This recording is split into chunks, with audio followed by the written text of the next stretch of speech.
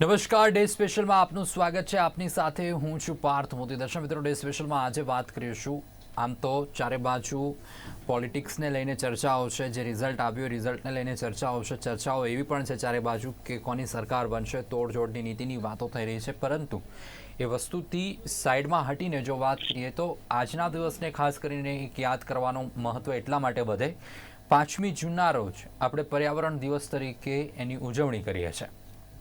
જો પર્યાવરણ હશે, પર્યાવરણ સ્વસ્થ હશે તો જીવન આપણું સ્વસ્થ રહેશે. અને પર્યાવરણનું જતન એટલે સમજવું કે જીવનનું જતન છે.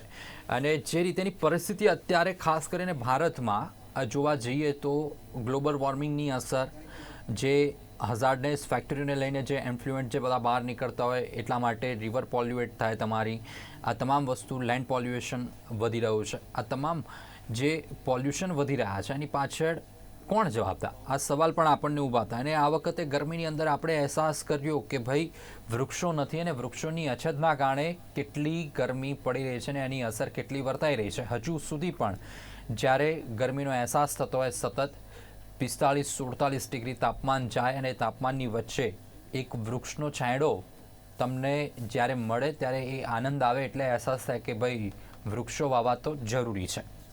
2001થી લઈને 2021 સુધીના આંકડાની જો વાત કરીએ તો ગુજરાતમાં 101 હેક્ટર વૃક્ષો પોતાનું જે આવરણ છે એ ગુમાવી દીધું છે. વિકાસ કરવો છે, ના નથી, વિકાસની જરૂરિયાત છે. વિકાસ વગર દેશ આગળ નથી વધવાનો. દેશની સમૃદ્ધિ એનો પર્યાય છે વિકાસ. અને વિકાસની સાથે સાથે જરૂરી એ છે કે સસ્ટેનેબલ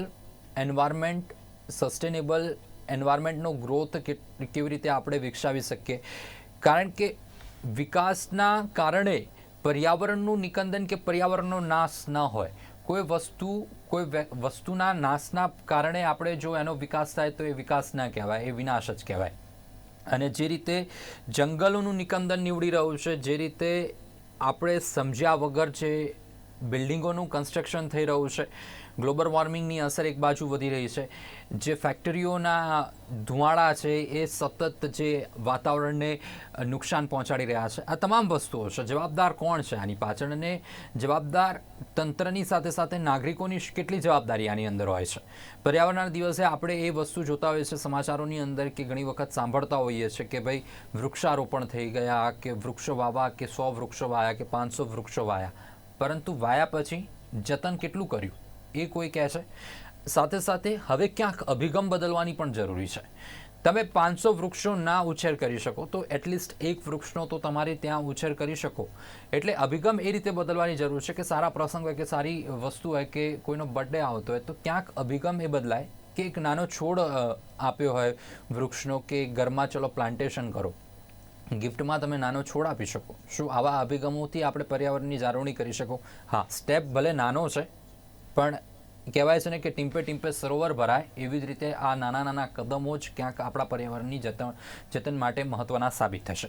આ જ વિશે ચર્ચા કરવી છે. ચર્ચામાં આપણી સાથે જોડાયા છે જતીન શેઠ, જેઓ પર્યાવરણવિદ છે. જતીનભાઈ, આપનું સ્વાગત છે કાર્યક્રમમાં. થેન્ક યુ, ધન્યવાદ. સાથે કુલદીપ વાઘેલા આપણી સાથે છે, એમટેક એન્વાયરમેન્ટલ એન્જિનિયર છે આપણી સાથે. કુલદીપભાઈ, આપનું પણ સ્વાગત છે કાર્યક્રમમાં. થેન્ક યુ પાર્થભાઈ. જતીનભાઈ, જે રીતે પર્યાવરણ દિવસ આપણે 5મી જૂન એટલે પર્યાવરણને યાદ તો કરી નાખીએ. ખેર અત્યારની પરિસ્થિતિ એવી છે કે મોટી મોટી ચેનલો પર્યાવરણને યાદ નહીં કરે, કારણ કે અત્યારનો જે સિચ્યુએશન, જે માહોલ છે, પોલિટિકલ માહોલ છે અત્યારે, અને કરંટ અફેર્સના કારણે કદાચ પર્યાવરણ આજે એટલું યાદ નહીં થાય. પણ જનરલી જ્યારે વાત હોય 5મી જૂનના દિવસે પર્યાવરણને ખૂબ યાદ કરી નાખીએ. પર્યાવરણના જતનને લઈને ઘણી બધી ડિબેટ્સ થાય, ઘણા બધા કહેવાય ને કે સજેશન્સ મળે લોકોને કે શું કરવું, શું ના કરવું. પરંતુ શું ખરા અર્થમાં આપણે પર્યાવરણનું જાળવણી કરીએ છીએ? વિકાસ થઈ રહ્યો છે પરંતુ પર્યાવરણનો વિનાશ પણ થઈ રહ્યો છે. બિલકુલ. તો એના માટે કોને જવાબદાર ગણશું? મને લાગે છે કે નાગરિક તરીકે આપણી એટલી જવાબદારી છે કે આપણે સરકાર પાસેથી કામ નથી લઈ શકતા. તમે હમણાં કહ્યું કે ઓછામાં ઓછા દરેક વ્યક્તિ એક ઝાડ વાવે, વૃક્ષ વાવે. વાત સારી છે, પણ મારે જ વૃક્ષ વાવવું છે. મારી પાસે જમીન ક્યાં છે? સવાલ એ છે કે આપણે જે રહીએ છીએ કેટલાય લોકો એવા છે કે જે વૃક્ષ ચાહે છે પણ વાવી નથી શકતા. ત્યારે આમાં જે પ્લાન્ટેશન કરવું છે, બહુ મોટા પાયે જે પ્લાન્ટેશન થવું જોઈએ અને એ ખરેખર ઉછેરવું જોઈએ. વૃક્ષો ખાલી વાવી નાખીએ 10 લાખ 1 મિલિયન ટ્રી ને બધા આપણે પેલા જાહેરાતો કરીએ એની પાછી ખર્ચા કરે સરકાર અને પછી સરવાળે ઝીરો મીંડું હોય તો એ નહીં. ત્યાં નાગરિકનો રોલ આવે છે કે જે સરકારે જે જાહેરાત કરી છે, જે ખર્ચ કર્યા છે એ ખરેખર કરે છે કેમ. નહીં તો સરકારની ગળચી પકડવી એ નાગરિકનું કામ છે. નાગરિક નહીં કરી શકે વ્યક્તિગત રીતે, ત્યારે ત્યાં નાગરિક સંગઠનની જરૂર. તમને એક દાખલો આપું કે એક સરસ પ્રોજેક્ટ કેટલાક વર્ષ પહેલા મુકાયો હતો કે આખું જે અરવલ્લી હિલ્સ છે અને અરવલ્લી હિલ્સ જે છે ત્યાં એક ગ્રીન વોલ બનાવી, એટલે 5 કિલોમીટરનો પહોળાઈનો પટ્ટો અને મને લાગે મોર દેન 1000 કિલોમીટર, 1000 કિલોમીટરથી પણ વધારે લાંબો, અને ત્યાં સતત આખા વૃક્ષો વાવવા અરવલ્લી હિલ પર. એટલે જે છે આખું પર્યાવરણ ફરી જાય. બહુ અદભુત આઈડિયા. તો આવા જે અદભુત આઈડિયા છે એનું અમલીકરણ થાય એ બહુ જરૂરી છે. આઈડિયા તો ખૂબ હોય છે, વિચારો તો ખૂબ હોય છે, પણ એનું અમલીકરણ થાય જરૂર છે. હું કેટલાક વર્ષ પહેલા અમદાવાદ મ્યુનિસિપલ કોર્પોરેશનની મિટિંગમાં ગયો હતો. ત્યાં મેયરશ્રીએ ખાસ મિટિંગ બોલાવી હતી અને ત્યાં ખાસ આના પર જ બોલાવી હતી કે ભાઈ શું કરવું જોઈએ. ત્યારે એક જણા બહુ સરસ એક વ્યક્તિએ બહુ સારો પેલો આપ્યો કે આ જેટલા આપણા જે રિંગ રોડ છે, right, Sardar Vallabhbhai Patel ring road, અમદાવાદની જ વાત કરીએ તો સરદાર વલ્લભભાઈ રિંગ રોડ પર બંને બાજુ ખૂબ જગ્યા જમીન છે અને ત્યાં તમે 40 કિલોમીટરના પટ્ટામાં આખો જે સર્ક્યુલર રોડ છે 40 કિલોમીટરનો, એના પર માસિવ પ્લાન્ટેશન કરો. ખરેખર બહુ જ સારો આઈડિયા હતો. એટલે જ્યાં જે છે એ સરકાર પાસે આવા આઈડિયા આપનારા અને કામ કરનારા લોકો ખૂબ છે, પણ અનફોર્ચ્યુનેટલી માત્ર વાતો થાય છે અને ત્યાં પછી નાગરિક સંગઠનનો રોલ આવે છે કે જે સરકાર સાથે ઇન્ટરેક્ટ કરે અને સાથે સાથે એ ઇમ્પ્લિમેન્ટેશન કરાવે, કામ કરાવે. મીડિયા એનું કામ કરે છે. તમે આજે પ્રચાર માટે આ વસ્તુને જાગતી રાખવા માટે મીડિયા, આજે ધારો કે તમે આજનો પ્રોગ્રામ ન ગોઠવ્યો તો લોકોને ખબર પણ ના પડે કે આજે 5મી જૂન થઈ અને પર્યાવરણનો દિવસ છે. એટલે સવાલ એ છે કે લોકોનો રોલ ત્યાં બહુ અગત્યનો છે. બિલકુલ, પણ આપે જે વાત કરી કે કોર્પોરેશનનો એક રોલ મહત્વનો બની જતો હોય છે, પણ જતીનભાઈ જે રીતેની પરિસ્થિતિ છે, જે મોટા મોટા હોર્ડિંગ્સ વાળા છે, મોટી મોટી પબ્લિસિટી વાળા કે જેમણે વૃક્ષો કાપ્યા છે, એમના ઉપર અત્યારે કાનૂની કાર્યવાહી કરવાનું પણ કોર્પોરેશને આદેશ આપ્યો છે. ક્યાંક હવે એક કહેવાય ને કે પર્યાવરણનું જતનની એક જાગૃતતા કે કોર્પોરેશન કે તંત્રમાં પોતામાં આવી રહી છે. અને આપે વાત કહ્યું કે 1 મિલિયન ટ્રીઝ વાવી દેવા, આ જાહેરાતો ન થવી જોઈએ, જમીની સ્થળ ઉપર એનું કામ થવું જોઈએ. સૌથી મહત્વની વસ્તુ એ છે. પરંતુ આપણા ત્યાં જાહેરાતો કરી પર્યાવરણ બચાવી લઈશું એવું થઈ રહ્યું છે, જે એકચ્યુઅલમાં ના થવું જોઈએ. બિલકુલ સાચી વાત છે. કારણ કે હું તમને થોડાક વર્ષ પહેલા દાખલો આપું કે અમે લોકો ખેડબ્રહ્માથી અંબાજીની વચ્ચે જે કોશીના બેલ્ટ એરિયા છે ત્યાં અમે વોટરશેડનો પ્રોગ્રામ, હમણાં હું ત્યાં વોટરશેડના પ્રોગ્રામમાં હતો એક સંસ્થા દ્વારા, અને ત્યાં અમે એક હિલ ઉપર આખો જે 1000 હેક્ટરનો એરિયા હતો એમાં એક હિલ આવતી હતી, ઘણી બધી હિલ આવતી હતી, પણ એમાં એક સ્પેસિફિક હિલ હતી મોટી, અને ત્યાં અમે પ્લાન્ટેશન કરવા ઈચ્છતા હતા. પ્લાન્ટેશનનું એટલે એ બહુ પ્રોગ્રામની પદ્ધતિથી, જે સાયન્ટિફિક રીતે. તો અમે એમાં ફોરેસ્ટ ડિપાર્ટમેન્ટની પેલી એ લેવી પડે પરમિશન. અમે પરમિશન લેવા ગયા ત્યારે ફોરેસ્ટ ડિપાર્ટમેન્ટે કહ્યું કે આ જે છે ત્યાં બધું ઓલરેડી થઈ ગયું ફોરેસ્ટેશન, ત્યાં એક ઝાડ નતું હોય, એક ઝાડ નતું, અને એના ડિપાર્ટમેન્ટે બધું ફોરેસ્ટેશન થઈ ગયેલું. એટલે ટૂંકમાં કાગળ ઉપર ફોરેસ્ટ બતાવી દીધું આખું. એક્ઝેક્ટલી એવું હતું. તો આ જે પરિસ્થિતિ, આ તમે વાત કરું છું લગભગ 2009ની વાત કરું છું. બિલકુલ, પણ જતીનભાઈ જે રીતેની પરિસ્થિતિ છે, કોરોના એક એવો સમય આવ્યો કે જેણે આપણને શીખવાડ્યું કે ભાઈ પર્યાવરણનું જતન ખૂબ જરૂરી છે. પણ જેવો કોરોના જતો રહ્યો એવું આપણે ભૂલી ગયા છે કે પાછા ભૂલી ગયા કે ભાઈ હવે જૈસે થે વૈસે પરિસ્થિતિ પાછી આવી ગઈ.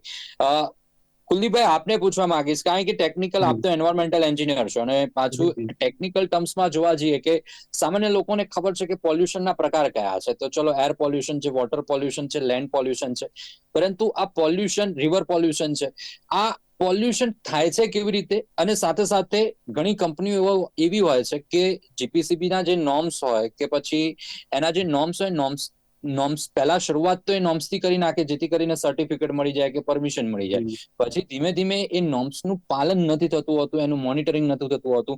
તો કેવી રીતે આ પોલ્યુશન, એરથી લઈને લેન્ડ સુધીનું પોલ્યુશન કેવી રીતે વધતું હોય છે?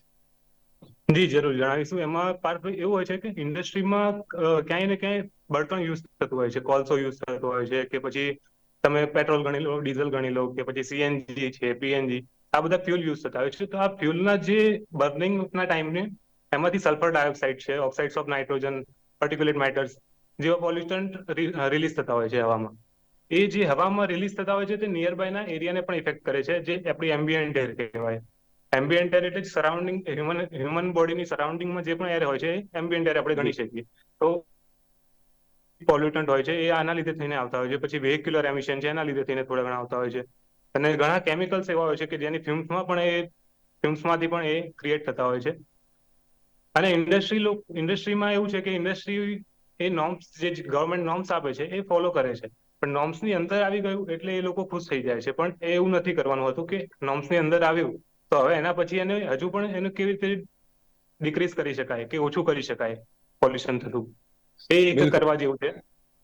બિલકુલ. બાકી ક્યાંક જે રીતે ક્યાંક પરિસ્થિતિ એવી હોય કે ચલો આપે ફિલ્મ્સની વાત કરી કે જે કેમિકલ્સ બંધ થતા હોય છે એના કારણે જે આપે અમુક જે કાર્બોનિક કેમિકલ્સની વાત કરી, આ જી જી એક ક્રાઇટેરિયાની અંદર આવી ગયા કે એક નોર્મ્સની અંદર આવી ગયા એટલે કંપનીઓ કે જે તે ઔદ્યોગિક એકમો છે ખુશ થઈ જશે કે હવે અમને કોઈ પ્રકારનું નડતર નથી.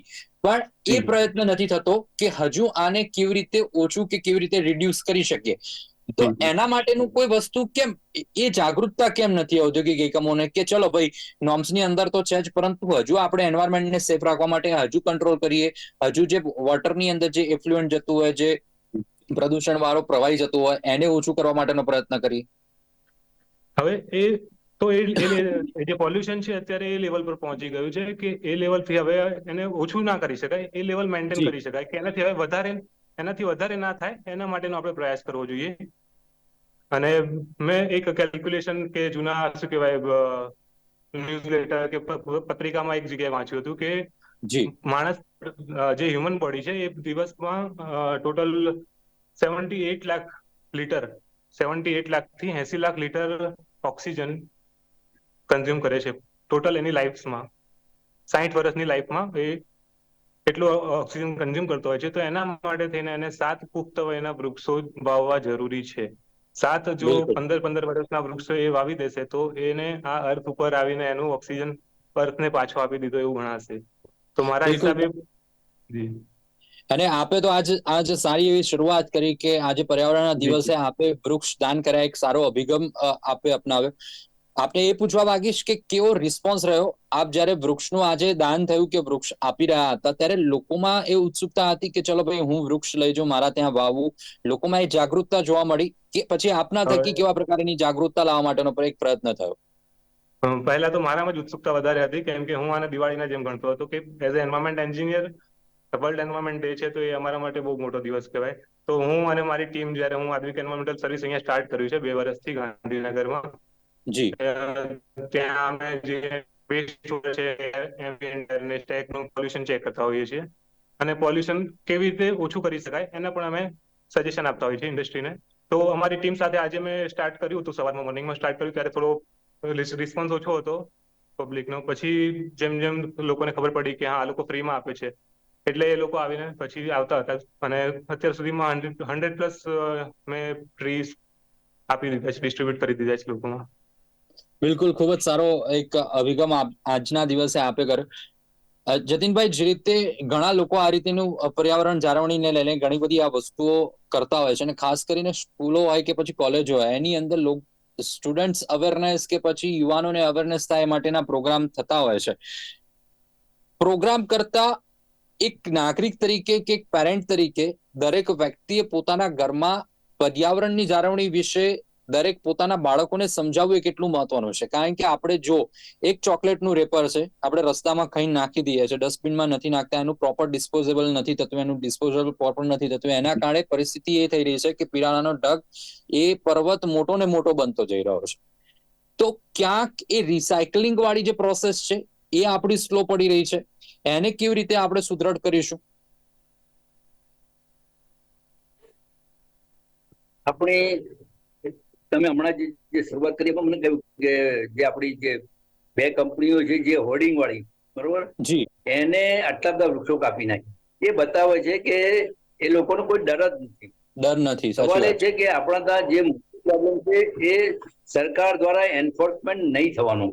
અને એમાં જો પોલ્યુશનના જુદા જુદા પ્રકાર ગણીએ તો મોટામાં મોટો કદાચ પ્રકાર કરપ્શન પોલ્યુશન મારી દ્રષ્ટિએ છે કે આપણા ત્યાં એટલું બધું કરપ્શન છે કે લોકોને એમ છે કે હું છૂટી શકું છું, પૈસા આપીને બધું જ કરી શકું છું.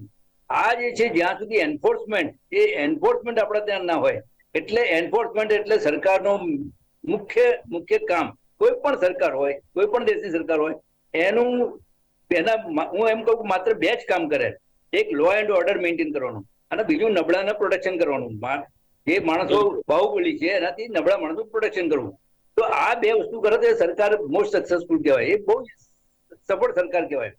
સવાલ એ છે કે આપણે અહીંયા આગળ જે માર્કેટ છે, હવે જે તમે પિરાણાની વાત કરી, પિરાણાનો ડગલો જે છે એ અમદાવાદમાં પણ છે, બધા જ શહેરોમાં છે. કારણ કે 2014માં સ્વચ્છ ભારત અભિયાનની જાહેરાત કર્યા પછી વડાપ્રધાન શ્રી નરેન્દ્રભાઈ મોદીએ જાહેરાત કરી 2 ઓક્ટોબરે, એને 10 વર્ષ થઈ ગયા. 10 વર્ષમાં અમદાવાદ જેવું શહેર પણ એનું પહેલું પગલું જે સેગ્રીગેશન એટ સોર્સ, જે વેસ્ટ છે એ આપણે એને સેગ્રીગેટ કરવો જોઈએ, જુદો પાડીને આપવો જોઈએ. એ પહેલું પગથિયું છે. જો ખરેખર સ્વચ્છ ભારતમાં જવું હોય તો પહેલું પગથિયું એ છે કે સ્વચ્છ સેગ્રીગેશન એટ સોર્સ થવું જોઈએ. હજી સુધી અમદાવાદ મ્યુનિસિપલ કોર્પોરેશને આજ સુધી શરૂ કર્યું નથી. માટે મારે પ્રાઇમ મિનિસ્ટરને લેટર લખવો પડ્યો હતો અને એની કોપી પણ ડાયરેક્ટ સ્વચ્છતા અભિયાનને મોકલી હતી કે તમે અમદાવાદને નંબર 1 સિટી કહો છો ક્લીનલીનેસ માટે. 40 લાખથી વધારે વસ્તી ધરાવતા શહેરોમાં અમદાવાદને નંબર 1 આપવામાં આવે છે. મેં કહ્યું તદ્દન ખોટો છે. પ્રાઇમ મિનિસ્ટર પણ લખેલું કે આ ક્વોલિફાઈડ થતા નથી. જ્યાં સુધી તમે પહેલું પગલું ન ભરો ત્યાં સુધી તમે આ સ્વચ્છતા સર્વેક્ષણમાં ખરેખર તો દાખલ થવા માટે ક્વોલિફાઈડ થતા નથી. જો 10 વર્ષે પણ આપણી આ પરિસ્થિતિ હોય, અને આજની તારીખમાં મારા દર્શક મિત્રોને કહું છે, આપને કહ્યું ખૂબ ચોંકાવનારી બાબત એ છે કે આજની તારીખમાં પણ secured landfill site Ahmedabad municipal corporation પાસે હોય એવું હું જાણતો નથી. ખરેખર કચરો એ સિક્યોર્ડ લેન્ડફિલ સાઇટ પર નખાવવો જોઈએ, ટ્રીટમેન્ટ કરીને નખાવવો જોઈએ. જે સ્વીડનમાં જયારે 2014માં મોદી પ્રાઇમ મિનિસ્ટર બન્યા પહેલા મનમોહનસિંહની સરકાર હતી ને એમણે પ્લાનિંગ કમિશનને આની તપાસ કરવાનું કહેલું, અને એ જે રિપોર્ટ બનાવેલો ઈસરોના એક્સ અધ્યક્ષ કસ્તુરીરંગનના અધ્યક્ષપદાને છે આ રિપોર્ટ બનેલો, એમાં બહુ જ સરસ આખું મોડેલ આપ્યું છે સ્વીડનનું કે એ જ્યાં સ્વીડનમાં જી એક જ મિનિટ 500 ગ્રામ બચે અને એટલો જ કચરો પેલામાં જાય. તો એ જે છે એ મોડેલને આપણે કેવું એડપ્ટ ના કર્યું. બિલકુલ સાહેબ, સૌથી મોટી સમસ્યા કે પ્રોબ્લેમ કહો એક જ છે ને કે વિદેશનું જે એડોપ્ટ કરવાનું છે આપણે એડોપ્ટ નથી કરતા, ને જે નથી એડોપ્ટ કરવાનું એ ક્યાંક એડોપ્ટ કરી લઈએ છે. આપણે વાત કરીએ ખૂબ સાચી વાત છે. સ્વીડન ઘણી ફોરેન કન્ટ્રીઓ એવી છે કે જે પોતાના પર્યાવરણને જાળવવા માટે જે તમારું ડસ્ટિંગ છે કે પછી જે પણ તમારો કચરો છે એને ડાયવર્સિફાય કરે છે કે ભાઈ આ રિસાયકલિંગ વાળો કચરો છે તો એને આ ડબ્બામાં નાખવાનો, પછી આ બાયોલોજીકલ વેસ્ટ કચરો છે તો એને આ ડબ્બામાં નાખવાનો, આ મેડિકલ વેસ્ટ કચરો છે તો આ ડબ્બા, પર્ટિક્યુલર ક્રાઇટેરિયા પ્રમાણે દરેક ઘરની અંદર એ પ્રમાણેના એક કલરના ડબ્બા અવેલેબલ હોય. અને જે તે નાગરિક જો એ ડબ્બાની અંદર એ પ્રકારનો કચરો ના હોય, બીજો કચરો હોય તો એને દંડ ફટકારે. તો આપણે કેમ આ વસ્તુ ઇમ્પ્લિમેન્ટ નથી કરી શકતા? અને આ વસ્તુ કરવાથી સરળ એટલી વસ્તુ થઈ જાય છે કે તમારું રિસાયકલિંગ વાળો જે પાર્ટ છે એ તરત ઓન ધ સ્પોટ રિસાયકલિંગમાં જતો રહે. બાકીનો જેને જે રીતે વેસ્ટને તમારે કરવાનો હોય, એનું નાશ કરવાનો હોય, તમે ઓટોમેટિકલી એનો નાશ કરી શકો. કાઢવો નથી પડતો, ફિલ્ટર નથી કરવો પડતો, એ મહેનત ઓછી થઈ જાય છે ઘણી. કેમ આપણે એડોપ્ટ નથી કરતા? કારણ કે આપણને જે ચીલા ચાલુ છે ને, આપણું જે આપણી સંસ્કૃતિ છે એ બિલકુલ ચીલા ચાલવાની છે. એમાં આપણે નવું એડપ્ટ કરતા વાર થઈ છે. બીજું એટલા એના ત્યાં જે છે એ ગવર્મેન્ટનો રોલ બહુ અગત્યનો છે કે એને ઇનિશિયેટિવ લેવાના છે. પણ એ ઇનિશિયેટિવ અનફોર્ચ્યુનેટલી એ પેપર પર જ રહી જાય છે. આજે 2014માં જે રિપોર્ટ બનેલો એ પેપર પર જ રહી ગયેલો. એ રિપોર્ટ જયારે મે મહિનામાં, હું માનું છું મે 2014માં પ્રાઇમ મિનિસ્ટર બન્યા ત્યારે મેં પહેલો રિપોર્ટ મોકલી આપેલો. મેં કીધું આ કામ કરવા જેવું છે અને આ અદભુત રિપોર્ટ બનેલો છે, અને આમાં જો કરવામાં આવે તો આવા જે પિરાણા જેવો પ્રોબ્લેમ થાય દરેક જગ્યાએ, દિલ્હીમાં છે, બધા જ શહેરોમાં, અને ગામડામાં તો કેટલી બધી ખરાબ પરિસ્થિતિ છે. ગામડાની બહાર જોયું તો તમે કચરાના ઢગલા જ પડ્યા હોય. તો બિલકુલ આ સાચી વાત બધા આટલા વર્ષે પણ આપણે એમાં એક પહેલું સ્ટેપ નથી પડી શક્યા, બરોબર? એક સાચી સ્ટેપ વાત. નથી પડી શક્યા. વૃક્ષો કુલદીપભાઈ, આટલા બધા કપાય છે, એને બચાવવા માટે કશું નથી કરતા. ફોરેસ્ટ બિલકુલ આટલા બધા કપાય છે. સરકાર મધ્યપ્રદેશનું જે પેલું ફોરેસ્ટનું છે, કેટલા બધા વર્ષોથી ચાલે છે કે ભાઈ ડાયમંડ જોઈએ છે સરકારને, માટે આખું ફોરેસ્ટ ખલાસ કરી રહ્યું છે. તો સવાલ છે કે જ્યાં સુધી આપણા પાસે એવા લીડર્સ ના હોય કે જેમનું કમિટમેન્ટ પર્યાવરણ માટે હોય, એવા લીડર્સ હશે તો પછી લોકો ચાલશે. બિલકુલ બિલકુલ જેવી સાચી વાત. સરકાર પેલી ઉભી કરશે પોલિસી અને એનું ઇમ્પ્લિમેન્ટેશન કરશે, એના પર આધાર છે. બિલકુલ. કુલદીપભાઈ, આપણે જે રીતની વાત કરીએ કે પેરિસ સ્પેસિફિક આપણે ઘણી બધી મીટિંગો કરીએ છીએ, એન્વાયરમેન્ટ ગ્લોબલ એન્વાયરમેન્ટ એને ઓઝોનના સ્તરને લઈને મીટિંગો થતી હોય છે, વૈશ્વિક સ્તરની. G7 જી. કન્ટ્રીઓ અલગ અલગ પ્રકારે મીટિંગ કરતી હોય છે કેવી રીતે ક્લાઇમેટ ચેન્જ ઉપર વર્ક કરવું. પરંતુ જી. જે પણ દેશ હોય, દેશની અંદર સ્ટેટ્સની અંદર જો ઇન્ટરનલી જો કામ નહીં થાય તો પછી એ ગ્લોબલ લેવલે તમે ગમે તેટલી મીટિંગ કરો એની અસર નથી આવવાની. આપણે ત્યાં ગુજરાતમાં ખાસ કરીને જો વાત કરીએ તો ગુજરાતમાં જીપીસીબી મોનિટરિંગ કરી રહ્યું છે. પરંતુ જે રીતે જતીન વાતચીત કરી, સાહેબે વાતચીત કરી કે ભાઈ આપણા ત્યાં છટકબારી એટલી જ બધી છે કે ભાઈ તમે દંડ ભરી દો કે પછી થોડું ઘણું આપી દો એટલે તમારી જે એકમો જે સીલ કરવાની હોય, ઔદ્યોગિક એકમો, એ પ્રક્રિયાઓ અટકી જતી હોય છે. એ નથી થતું. ખરા અર્થમાં એઝ અ એન્વાયરમેન્ટલ એન્જિનિયર આ બધી પ્રોસેસ થાય અને જીપીસીબી નો જે રોલ છે વધુ મજબૂત થાય એ માટે શું કરવું જોઈએ સરકારે પણ, અને એઝ અ ઇન્ડસ્ટ્રીયલિસ્ટ લોકોએ પણ કેવી રીતે એન્વાયરમેન્ટલ એન્જિનિયરોનો સંપર્ક કરવો જોઈએ જેથી કરીને પર્યાવરણને આપણે કંટ્રોલ કરી શકીએ? જી જરૂર. હવે પાર્થભાઈ, તમે હમણાં જયારે વાત કરી કે આ પેલા બેનર વાળાની વાત કરી કે બેનર વાળાએ પૈસા આપીને છૂટા પડી ગયા, બરાબર? પણ એ પૈસા તો ગયા ગવર્મેન્ટના એકાઉન્ટમાં, પણ આપણે જે પૃથ્વીને નુકસાન થયું છે, પૃથ્વીને જી જે આપણે વૃક્ષો કપાયા છે, તો આપણું ક્યાંય ને ક્યાંક પૃથ્વીને નુકસાન થયું છે, જમીનને નુકસાન થયું છે આપણે. તો એ તો એનાથી થવાનું નથી પૈસાથી. એના માટે તો એટલા વૃક્ષો વાવવા જ પડશે. તો એવું કંઈક શું કહેવાય હોવું જોઈએ કે પૈસાની સાથે સાથે તમે એ લોકોને આટલા વૃક્ષો વાવવાનું કહો, જે પણ આ રીતે બેનરોનું કર્યું છે જે લોકોએ, એ લોકોને. પ્લસ જે તમે વાત કરી વેસ્ટ વાળી, હજાર્ડસ વેસ્ટ છે કે સોલિડ વેસ્ટ છે, તો વેસ્ટ મિનિમાઇઝેશનનું એક કોન્સેપ્ટ આપણે ચિલ્ડ્રન એજ્યુકેશનમાં હોવો જોઈએ, ચાઇલ્ડ એજ્યુકેશનમાં હોવો જોઈએ. તો નાના છોકરાઓને આપણે અત્યારથી શીખવાડીશું એ વસ્તુ કે ભાઈ આને શું કહેવાય, સોલિડ વેસ્ટ કહેવાય કે આને મીન્સ શું કહેવાય, આ બાયોમેડિકલ વેસ્ટ છે કે, તો એ અત્યારથી એ રીતે સોર્ટ કરીને નાખશે એમનો કચરો. તો એ આપણે શું કહેવાય, ચિલ્ડ્રન લેવલથી સ્ટાર્ટ કરવા જેવું છે. ફોરેન કન્ટ્રીમાં જે છે એ ત્યાં નાનપણથી જ એ વસ્તુ શીખવાડવામાં આવતી હોય છે. સિસ્ટમો છે, પરંતુ સિસ્ટમનું ઇમ્પ્લિમેન્ટેશન જો આપણા ત્યાં વાત કરીએ તો એટલી એ જે પ્રોફિશન્સી કે એફિશિયન્સી સાથે થવું જોઈએ એ નથી થતું આપણા ત્યાં. આપણે વાત કરી કે નાનપણથી જ જો બાળકોને એ ટેવ પાડવામાં આવે, પરંતુ બાળકોને એ ટેવ કેવી રીતે પડશે? કારણ કે બાળકો તો આપણામાંથી જ જોઈને શીખતા હોય છે. કારણ કે આપણે જ ચોકલેટ ખાધીને રેપર બહાર નાખી દીધું, આપણે જ કોઈ પણ વસ્તુ ખાધીને બહાર ખુલ્લામાં નાખી દીધું, તો એ આપણું દેખે છે, એ ઓબ્ઝર્વ કરે છે અને એ જ રિએક્ટ કરે છે. તો પહેલી શરૂઆત આપણે પોતાનામાંથી કરવી પડશે, કાં તો દરેક નાગરિકે પોતે એ વિચારવું પડશે કે ભાઈ કોરોના જેવી પરિસ્થિતિ બીજી વખત ના આવે, તો પર્યાવરણની જાળવણી એટલી જરૂર છે, તો દરેક નાગરિકે પોતે જાગવું પડશે. કુલદીપભાઈ. જરૂર. બિલકુલ. કુલદીપભાઈ, સાથે આપનું કેવા પ્રકારનું કામકાજ છે? કારણ કે એઝ અ એન્વાયરમેન્ટલ એન્જિનિયર કેવી રીતે આપ ઇન્ડસ્ટ્રીયલને હેલ્પ થાવ છો, કેવી રીતે પર્યાવરણની જાળવણી માટે આપનો કેટલો મહત્વનો શું રોલ બનતો હોય છે આની અંદર?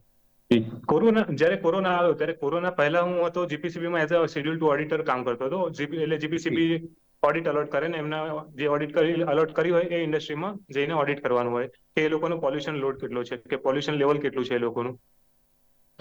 એના પછી એક ઓડિટ રિપોર્ટ રેડી કરવાનો હતો. તો એ જે ઇન્ડસ્ટ્રી પોલ્યુશન કરી રહી છે, તો ઇન્ડસ્ટ્રીનું પોલ્યુશન અંડર નોર્મ્સ જ હોતું હોય છે.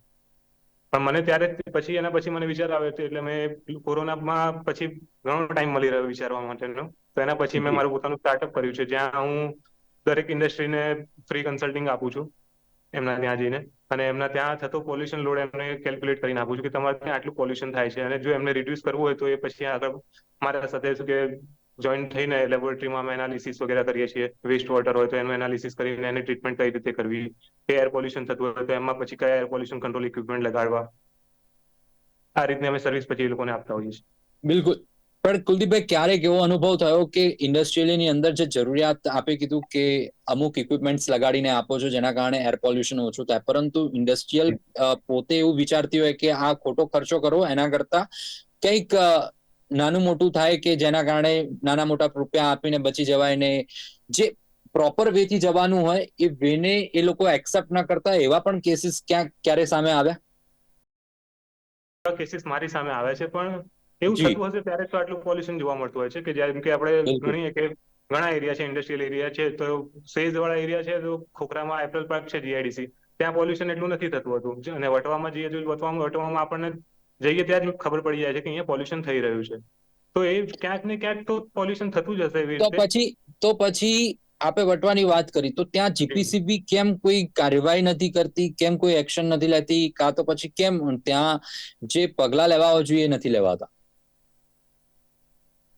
ઇન્ડિવિજ્યુઅલ કંપની માટે થઈને પગલા લેવાય છે, જેમ કે આ ઓડિટ કરાવે છે કે પછી કમ્પ્લાયન્સ જી. માંગતા હોય છે જીપીસીબી વાળા એમની પાસે કે તમારા પોલ્યુશન અંડર નોર્મ્સ છે કે નહીં, એવા કમ્પ્લાયન્સ એ લોકો માંગતા હોય છે અને એ લોકો રેન્ડમ વિઝિટ પણ કરતા હોય છે. પણ હવે એમાં દરેક ઇન્ડસ્ટ્રી પકડાઈ જાય એવું જરૂરી નથી.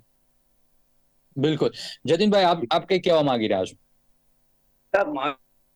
હું છે ને ઇન્ડસ્ટ્રી સાથે સંકળાયેલો હતો અને નરોડા ઇન્ડસ્ટ્રીઝ એસોસિએશનનો ભૂતપૂર્વ પ્રમુખ પણ છું. એટલે મારો બહુ ખાસ અનુભવ છે જીપીસીબી નો, કે જીપીસીબી એવા એકમોને પકડે છે અને સજા કરે છે કે જેમની તાકાત બહુ ઓછી હોય, કેપેસિટી બહુ ઓછી હોય, એમની પાસે કંઈ બહુ જાજુ મળવાનું ના હોય, અને એમને રેકોર્ડ ઉભા કરવા કે આટલા યુનિટ પર એક્શન લીધા છે, તો એવા યુનિટને પરેશાન કરે છે ને એવા યુનિટને બંધ કરાવે કે બાકી જે યુનિટો બહુ જ મોટા પાયે પોલ્યુશન કરતા હોય પણ એની કેપેસિટી બહુ મોટી હોય, એના પોલિટિકલ કોન્ટેક્ટ ખૂબ હોય, ત્યાં જીપીસીબી કશું કરતી નથી. એ મારો અનુભવ છે અને આ ચોક્કસ આક્ષેપ હું આપણી ચેનલ થ્રુ મૂકું છું.